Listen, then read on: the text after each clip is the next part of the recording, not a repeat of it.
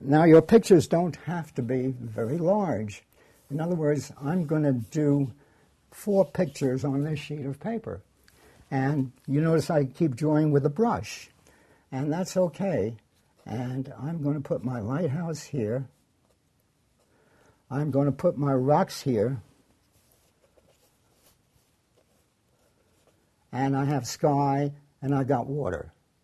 So those areas are going to be interesting. The first area I'm going to do is the sky. So I'm wetting the sky. And I am going to take some blue. I'm going to do some graded wash in the sky.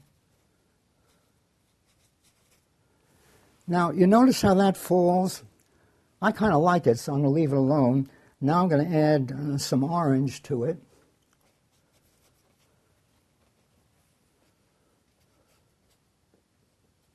Okay.